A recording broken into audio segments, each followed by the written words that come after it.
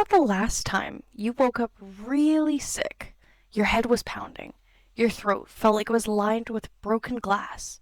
Or maybe you had a deep cut that was starting to throb with the heat of an infection. What did you do? You probably stumbled out of bed, walked over to a brightly lit medicine cabinet, swallowed a pill, and went back to sleep. Within a day or two, you were completely fine. But I want you to imagine waking up with those exact same symptoms 50,000 years ago. You're in the middle of an endless, freezing wilderness. There are no pharmacies. There are no doctors. You don't even know what a virus or a bacteria is. To you and your tribe, sickness is an invisible, terrifying demon. A simple toothache, a scraped knee, or a stomach bug isn't just an inconvenience. It's a ticking clock. For decades, modern historians assumed that in the brutal, prehistoric world, getting sick was a strict death sentence. But recent archaeological discoveries have proven that we were completely wrong. Ancient humans didn't just lay down in the snow and accept their fate. They fought back. They built invisible pharmacies. They performed terrifying surgeries. And they survived things that should have wiped out our entire species. To understand our first medicine, we have to look at who our first teachers were. The biggest myth about our ancestors is that they were mindless brutes wandering around with clubs. In reality, they were brilliant, patient observers of the natural world. Long before they ever crushed a herb or mixed a potion, they watched the animals around them. Scientists called this behavior zoopharmacognosy, the act of wild animals self-medicating. If you watch modern wild chimpanzees, when they get infected with intestinal worms, they do something highly unusual. They seek out a specific plant in the jungle. The leaves of this plant are rough, hairy, and terrible to chew. So instead of chewing them, the chimps fold the leaves up and swallow them whole. The undigested leaves act like a natural sandpaper, physically scraping the dangerous parasites out of the chimpanzee's digestive tract. Ancient humans watched animals do things exactly like this. Through thousands of years of desperate, terrifying trial and error, they mapped out a massive natural pharmacy. And the most incredible proof of this was found inside a Neanderthal's mouth. In a dark cave in Spain, scientists recently analyzed the hardened dental plaque of a 50,000-year-old Neanderthal man. This specific individual was in terrible shape. His fossilized jawbone showed that he had an agonizing dental abscess, and his DNA revealed he was simultaneously suffering from a severe intestinal parasite. He was in absolute, blinding agony. But when researchers looked at the microscopic particles trapped in his teeth, they were stunned. First, they found traces of poplar tree bark. Why would a starving prehistoric human chew on rough tree bark? Because poplar bark contains salicylic acid, and that is the exact active ingredient used today to make aspirin. This ancient human wasn't chewing bark for food. He was deliberately dosing himself with a chemical painkiller. But it gets even better. Deep inside his dental plaque, they also found traces of a specific mold called penicillium. Yes, this is the exact same fungus used to create penicillin, the world's most famous antibiotic. Tens of thousands of years before modern scientists supposedly discovered antibiotics in a sterile laboratory, ancient humans were actively seeking out natural painkillers and eating mold to fight off severe infections. Chewing bark for a toothache is a brilliant piece of ancient science. But what happens when things get bloody?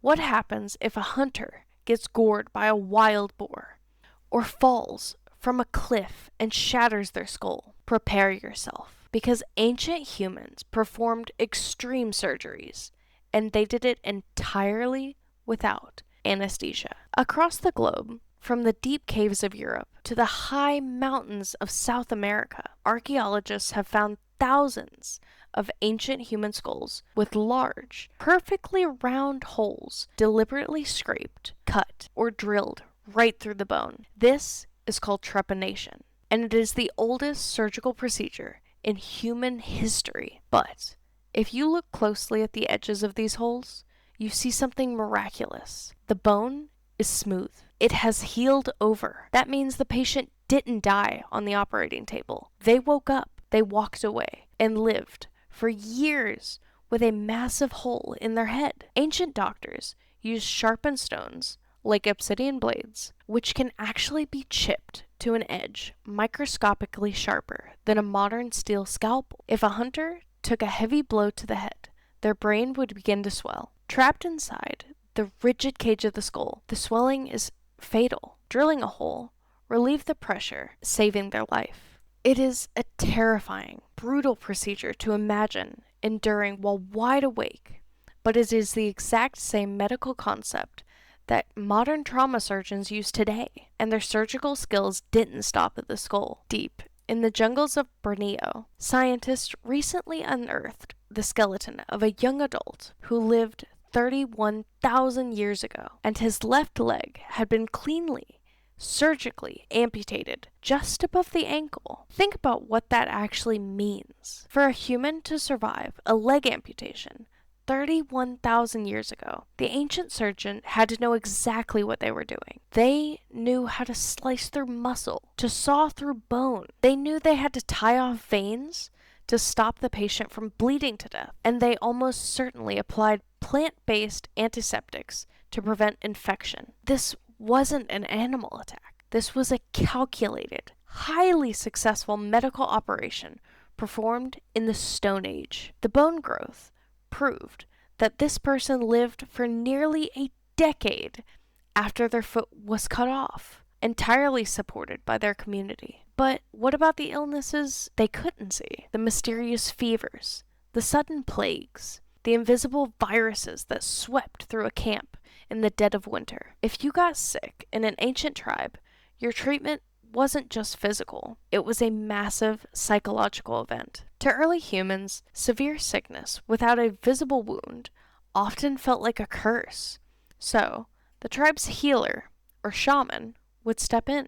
They would perform intense, hours-long rituals. Picture a dark cave, illuminated only by a roaring fire. The shaman is chanting, drumming rhythmically, burning strong-smelling herbs, and calling on the spirits to heal you. To our modern, highly scientific eyes, this looks like a useless superstition. A dance isn't going to cure a fever, but, neurologically speaking, it is a genius biological hack. It was the ultimate utilization of the placebo effect. When you are terrified, isolated, and sick, your body floods with cortisol. Cortisol is a stress hormone that severely suppresses and weakens your immune system. If you panic, and if you believe you're going to die, your body actually stops fighting. But imagine lying in the dark, feverish, terrified, and the most powerful figure in your community, surrounded by your family, spends hours performing a sacred ritual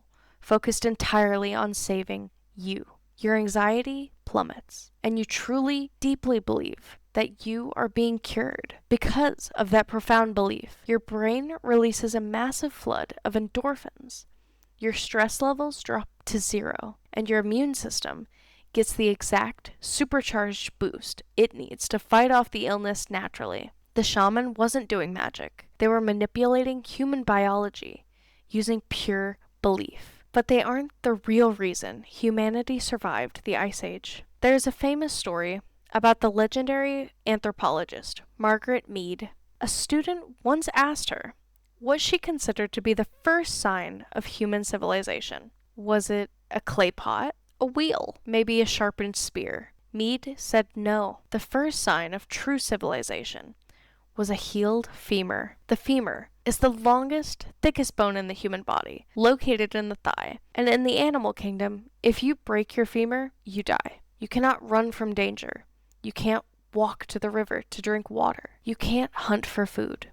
You simply become meat for prowling predators. No wild animal survives a broken leg long enough for the bone to heal itself. So, a fossilized, healed human femur found in the dirt means something profound. It means that when someone gets severely injured, when they couldn't walk, and when they became a dangerous burden to the survival of the entire group, the tribe didn't leave them behind. Someone stayed with them. Someone bound their wound. Someone carried them to safety, brought them water, chewed their food for them, and protected them in the pitch black of the ancient night. What did ancient humans do when they got sick? They fought like hell. They hacked the chemistry of wild plants. They braved the excruciating agony of prehistoric surgery, and they manipulated their own minds to survive the impossible. But most importantly, they took care of each other. The greatest medicine our species ever invented wasn't a plant, or a pill, or a scalpel. It was empathy. So,